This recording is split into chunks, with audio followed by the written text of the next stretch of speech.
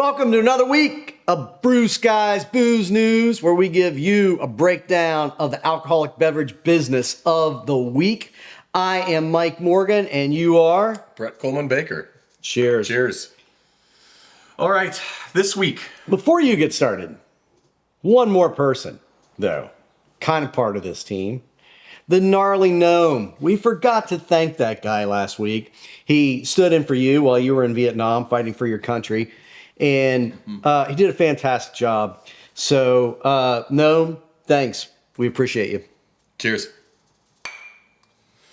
This week, Coors in the Crunchberry defense, the Brewers Association dropping truth bombs, a cannabis update, and Big Brother is coming for your drinking. Bastard. All right. As always, like, subscribe, comment, share. You guys know the deal and the drill. Any engagement you have is a great way for us to continue to do what we do. It's the way that YouTube works. And if you really want to support us, throw us some money on Patreon. You get access to content a little bit early. We swear at some point we will be making Patreon-only content. I don't know when, but it'll happen. And it's happening. We're doing a lot of things. We're working on a book right now that we're wrapping up, but we've got a lot going on. We're not slacking. There's more content coming.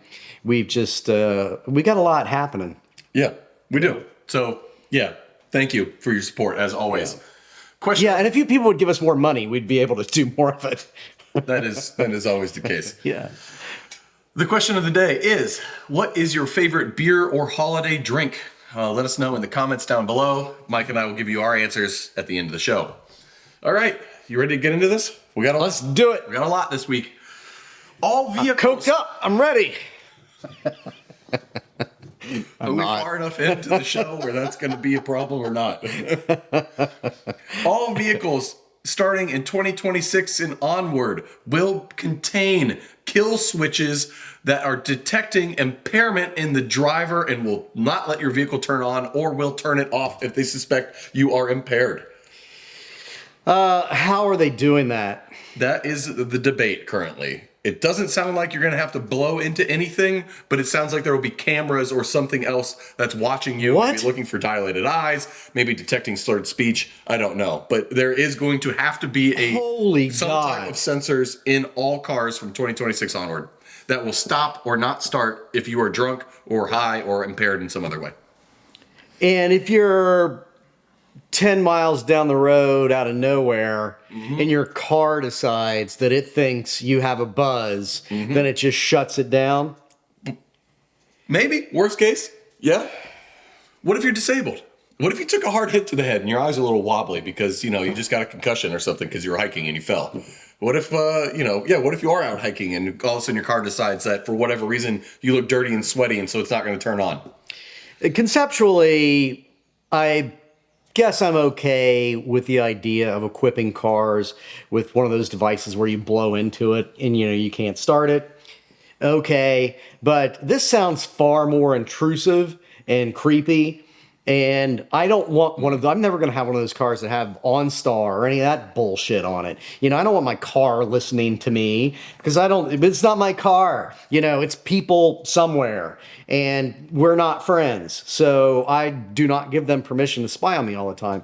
So this sounds pretty horrific and terrifying to me, and I'm sure that absolutely no one in this country will object.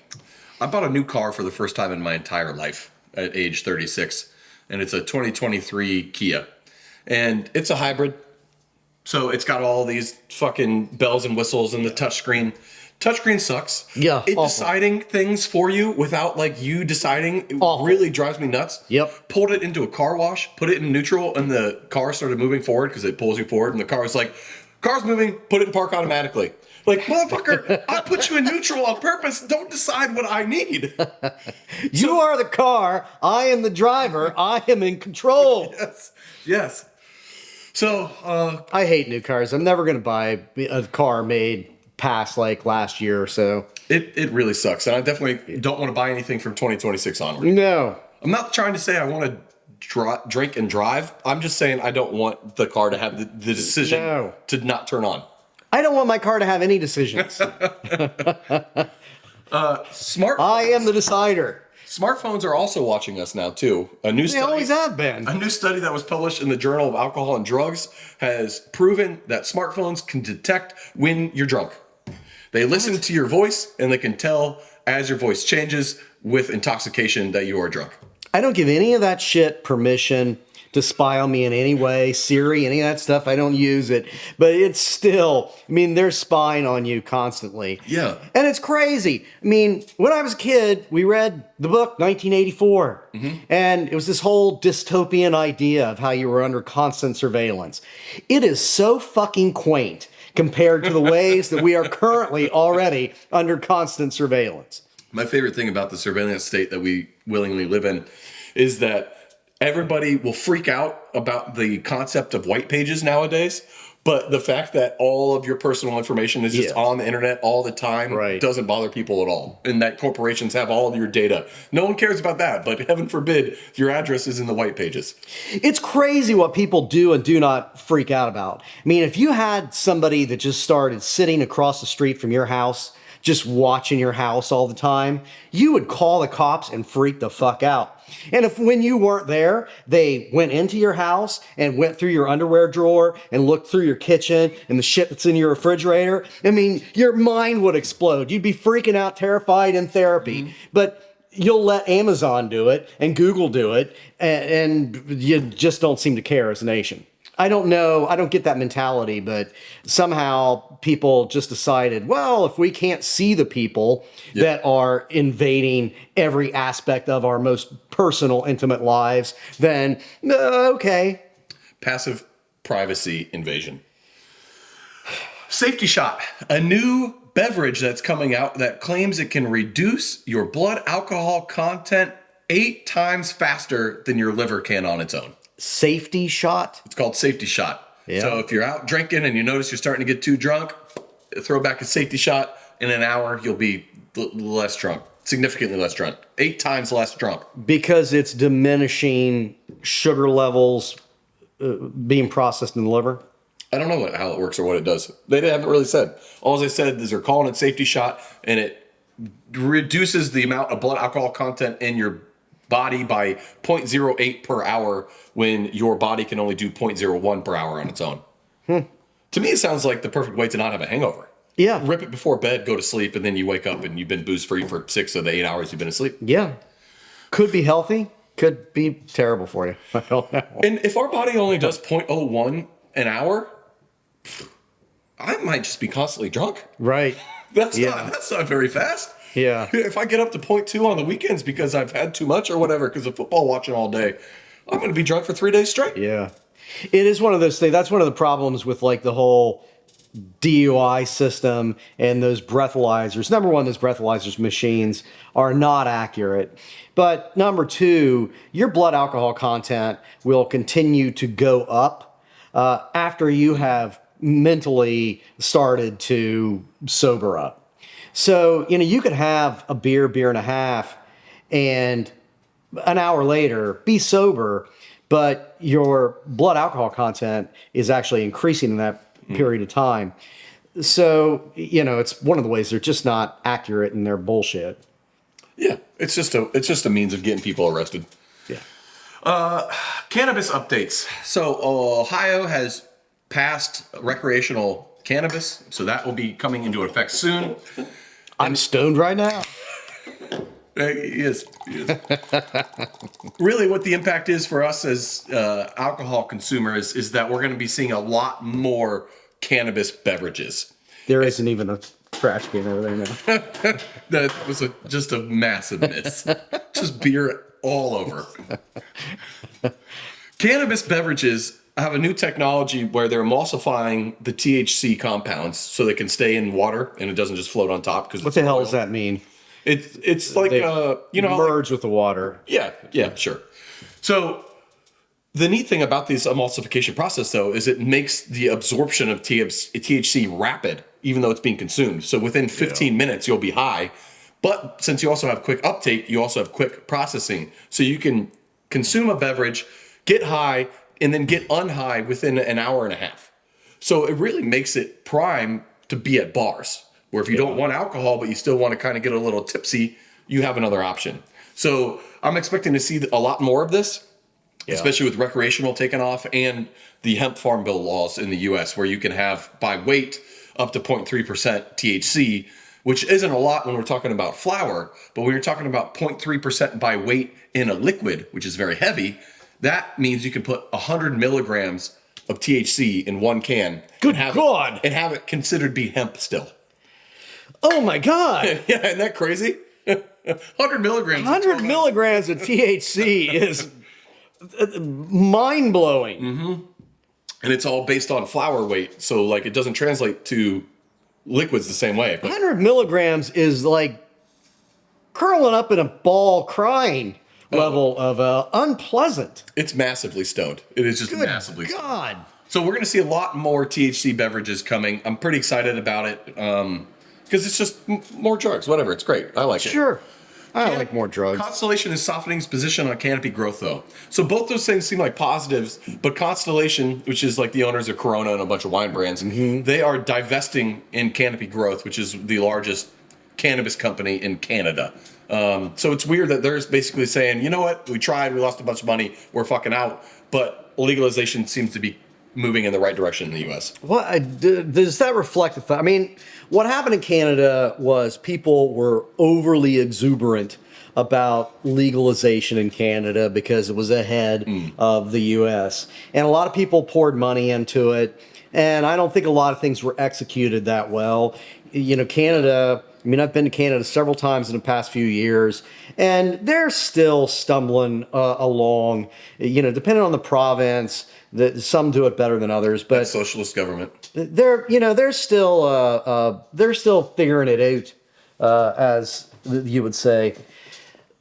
But I don't think that it means that the market isn't there. It just means that, you know, maybe a couple of companies weren't ahead of their time and weren't run right. So that seems short-sighted. Yes, I agree with you. I agree. In Canada, they like to overregulate compared to the U.S. as well. And there's a lot of regulation hurdles that I think a lot of these companies weren't betting on either. Right.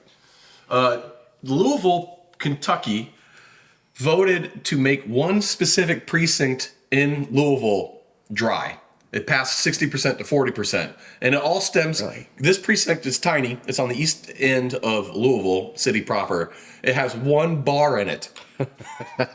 So basically, this was a spite vote to get that one bar shut down. Yeah. That whole precinct, the people who live in there, voted to go dry just to spite this bar.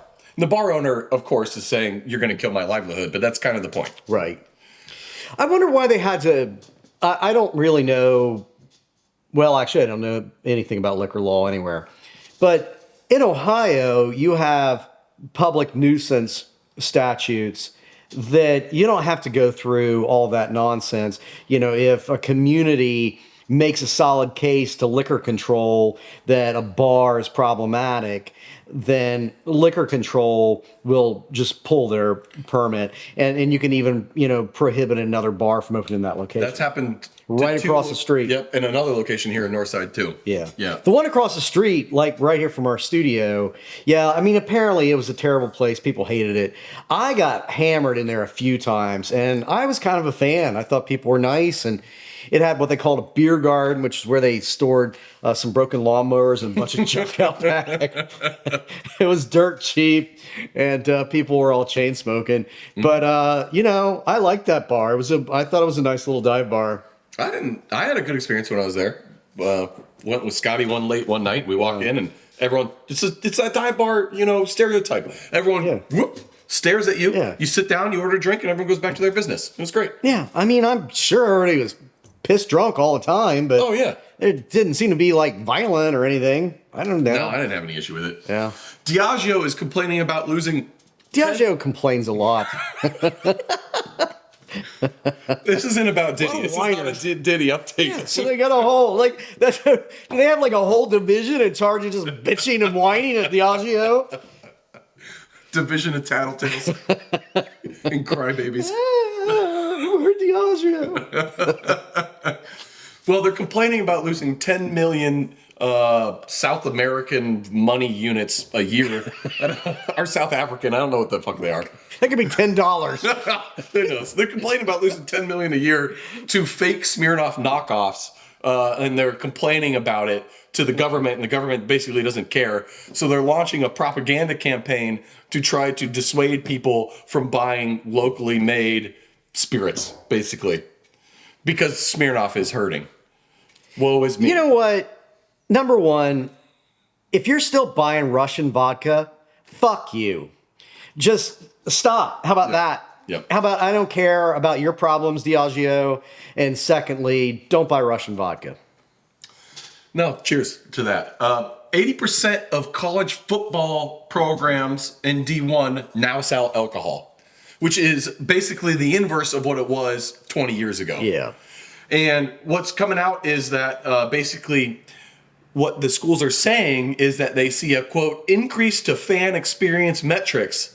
But what they're really seeing is about $4 million plus per year to the bottom line. That's what they're really seeing. There's some quotes, fun quotes in this about how the Texas A&M said that, quote, athletics departments don't make any money. They're nonprofit. But we pay our coach $5 million a year. Yeah. We plow all this money into everything we do with football, but it doesn't. Pretty sure I could find some profit in there. You know, pretty sure if you knock the coach's salary down a few $1 million a year, I could find a profit and hire like 20 new professors. No one wants to learn at a college. What's happening in higher education is disgusting on every single level. But they are definitely, all of these schools have financial problems. They're in part created by tax structures and changes in the way they get funded on a state level in a lot of states. But it's mostly a result of decades of incompetence that has occurred with all of them. And you can't have that much money coming in constantly with growing student bodies for the last 30 years and have money issues unless you're literally incompetent. Yes. Yeah. Spending money you don't have.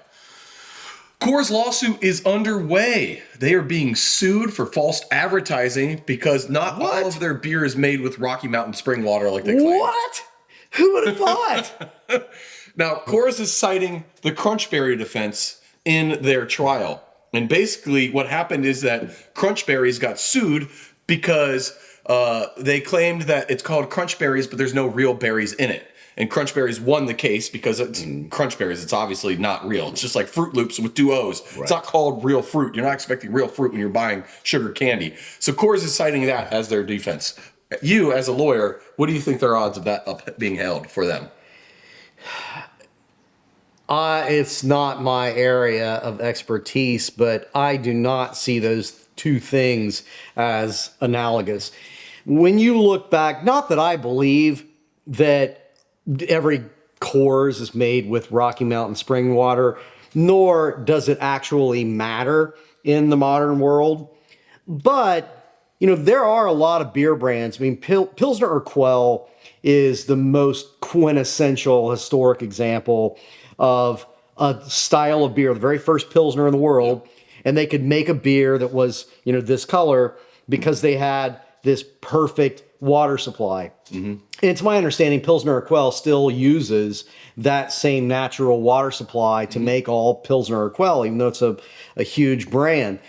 Coors had a similar thing. I mean, throughout the U.S., and there's examples here in Cincinnati, people that had really good water supplies were able to make a higher quality beer. Yep. And that was what put Coors ahead in the 19th century and then into the 20th century. I mean, they did use actual Rocky Mountain spring water.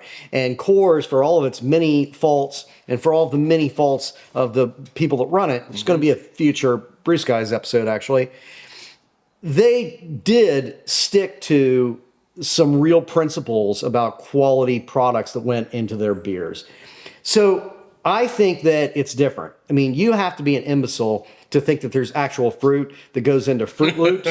Or Crunchberries. But Coors is saying that they're doing something that was actually the foundation of their brand and that they actually did used to do. Yeah. So I don't think it's the same thing. And I also think fuck them. So I hope they lose. Yeah, me too. I think that's actually a really great point.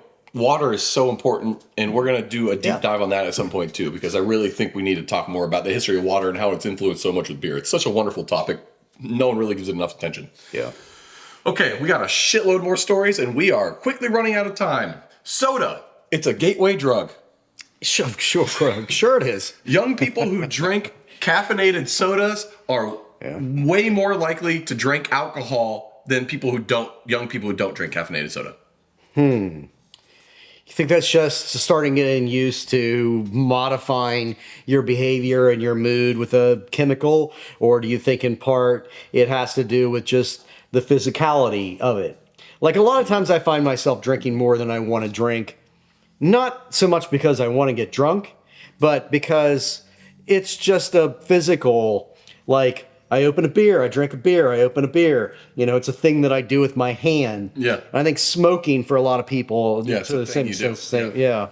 So I wonder if it has to do with just like an acceptance of, and maybe it's an attitude of I'm more willing to use a drug like caffeine and sugar to modify my mood. So, you know, maybe it's an attitude thing. Yeah, and I wonder how much of this, too, is... I didn't look at the study, so I don't know if it's... They're attributing it to caffeine, but I really wonder if the real drug here is sugar. Yeah. Much like we've long talked about. Yes. Our biggest drug problem in America is sugar, period, the fucking end. Top binge drinking countries in the world for women. Do you have any guesses? Binge drinking countries in the world for... And binge drinking is defined as drinking 6 or more drinks in one night once a month. Germany's on the list. Way down there, though. Wow. France, I don't think is on the list. No. The U.S.? U.S. is number 4th for women. Denmark is number 1, and UK is number 2. 28% of women in Denmark have reported binge drinking, 25% in UK, 20% in the USA. Now, what's number 1? Denmark. Oh. And what do you think? Definitely taking vacation there. How do you think it compares for men? What are your top countries for men? For men, the U.S. is probably, it's definitely on the list. It's probably higher for men. Lower. Lower, really? Percent-wise, it's higher, but it's lower on the list for men. Germany's still going to be on that list. Germany's on the list, but they're like number 8. Russia. Romania is number 1. Okay. 55% of men Eastern in Bloc Romania. countries.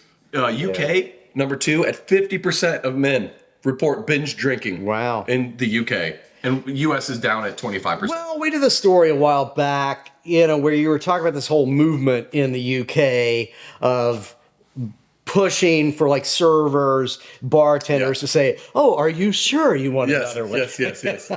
Trying to soften drinking behaviors. Which is, you know, the best way to get your bartender punched in the face. But would you like that beer in a sippy cup, sir? I mean, maybe they got a point over there. Denmark's coming in number 3 for men, though. So Denmark as a whole is way up. Yeah.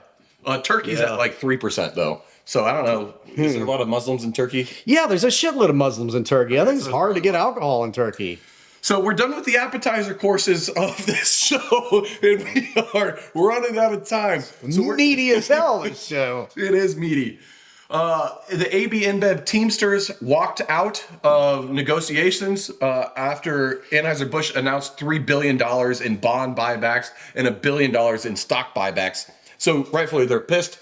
Yeah. And the crux of the issue you can't afford to pay us exactly. a living wage. That is the crux of the issue, so fuck them. On that same note, Ball Corporation is down 10%. Ball makes cans. Yeah. They make glass jars, but they make way more money on cans. They're down 10%, and they didn't want to blame it on anyone in particular, but they said, quote, softening demand associated with domestic brand woes. Can you guess what brand they're talking about? Bud, motherfucking Light. Thank you, Kid Rock. You're killing jobs. And making terrible music these days. I disagree on that point. I love it. Because it's awful. The Brewers Association announces... I wish we had time to delve further. That's some Patreon content right there. That is. The Brewers Association has announced that the craft beer market is not maturing. It's matured. So plateaued. We're there. Growth is not happening. They said growth is not happening. Do not expect it to happen. New brewery permit openings are down. There's not a bubble that's bursting though. It's just we are a mature market and this is what we should expect. Additionally, beer prices have kept up with inflation, as in been rising the past couple of years. Yeah, no doubt. But wine and spirits prices haven't been keeping up with inflation. So they've become cheaper on a relative basis. So that combined with the craft beer demo that's aging and becoming not cool to a younger generation. Yeah. And as you age, you drink less, even though you can afford nicer stuff. Basically, the BA is saying, buckle up because shit's about to get tough for craft brewers. Which we've known. But they're just finally admitting it. That's the story. The BA is finally admitting it to its members that things are going to be hard after we all know it's tough. So, good job, I guess. So those guys are taking a pay cut.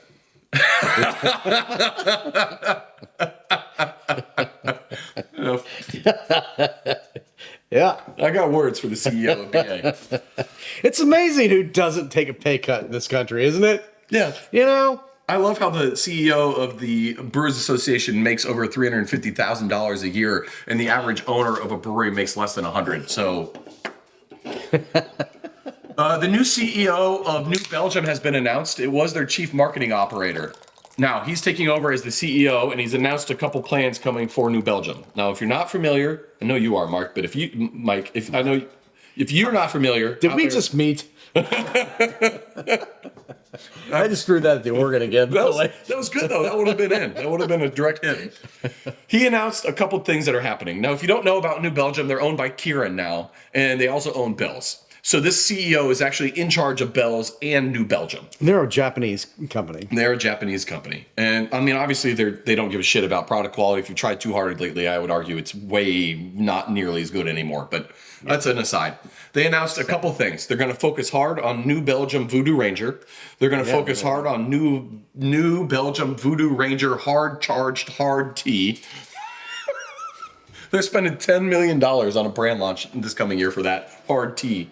And they're going to leverage the living shit out of Two Hearted, and they're going to make Big Hearted, Hazy Hearted, Change of Heart. Oh, and God. they're launching new Oberon varieties. Oh. So they're just going to beat every single brand to death. That's their strategy going into 2020. I know he's rich enough to not care, but for Larry Bells, that's going to be like seeing your mom in porn. You know? Like, that's just got to hurt. Shit. I mean, that beer was so good. It was so revolutionary. It's been so good. Yeah, it's a shame. And even New Belgium, I mean, that used to be such a great brewery. Mm-hmm. Oh my God, they just pimped out all of it. It's fucking disgusting. Remember where you can get that dark lager that they made all the time, and you could find their New Belgium Triple, which is the best triple brewed in America? Yeah, that was really good beer. That was really good beer. Now you can just get Juice Force, Fruit Force, and Tropic Force from Voodoo Ranger. They're just going to force that 19.2 right up your fucking butthole is really what's happening. Guy Fieri is launching a... Is he going to have a special bottle for that? You'll have a flared end. It can't use... Like, there's a whole... They can get stuck. Speaking of Flavortown, Guy Fieri is launching a spiked fruit punch called Flavortown Fruit Punch. Great. Okay. If it does well, we need to revisit this idea of prison wine for Brew Skies. Oh, 100%. That Patreon content. Everything's Patreon content these days. Get on our Patreon. We got so much content. Caffeine keeping you up at night? A new study has just come out that shows drinking wine will counteract the facts of caffeine. Shit. Feel free to drink coffee up until 10 p.m. and slug a glass or two of wine and you'll fall right asleep. 7.3 months without alcohol is the amount of time you need to not drink alcohol for your brain to start repairing itself. Until then, you're just getting dumber. What did you just say? 7.3 months.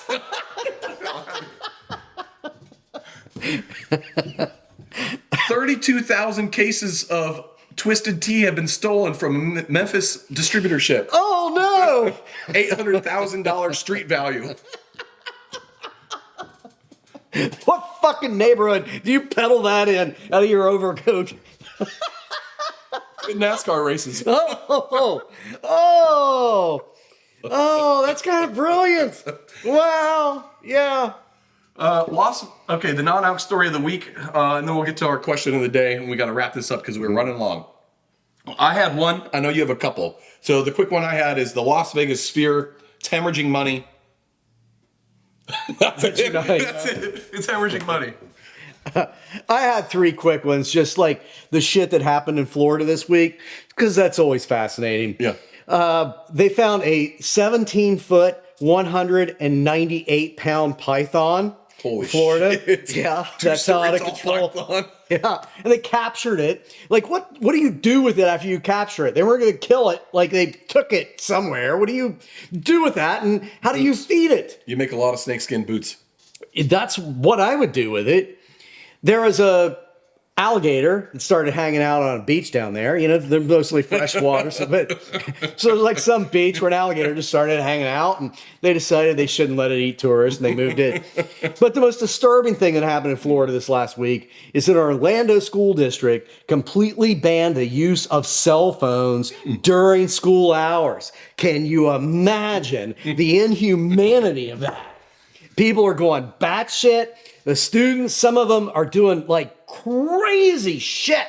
They're like interacting with each other and talking to each other and stuff like that. And it's like fucking bedlam. And the parents, you got all these helicopter parents, they're freaking out because they can't constantly text their kids during class. And you know, what if I can't like have constant contact with my kid, and they're like acting like a kid and talking to each other and trying to get laid and whatever. Like that shit that used to happen. This old man moment is brought to you by the new Kid Rock album, America is a Bunch of Pussies. Out now on Spotify and wherever you can buy albums. Question of the day. What's your favorite? Is that a real name? Because that's a great name for an album. He would absolutely name it that, right? No, I have no idea, but that's... Listen to that one. I mean, American Idiot was a great album, but, America's a Bunch of Pussies might be the American Idiot of today. Kid Rock's opus. What's your favorite holiday beer or drink? I don't really like holiday beers as a general rule. There's some of them that I enjoy, but a lot of them are over the top. Great Lakes always makes a good one. Yeah, that's my fave. But I will say, people love to hate on eggnog. I love a good eggnog. Man, you just stole my thunder. I'm right there with you. Fucking eggnog, man, with plenty of rum. Yep. Sign me the fuck up. Love eggnog. Mm-hmm. Great Lakes Christmas Ale is my number 1 Christmas beer. It's good beer. This celebration is my number 2, and eggnog is always in the fridge, baby. Yeah. All right. It's been a long one. It's been a good one. We love you guys. Have a good week out there in booze.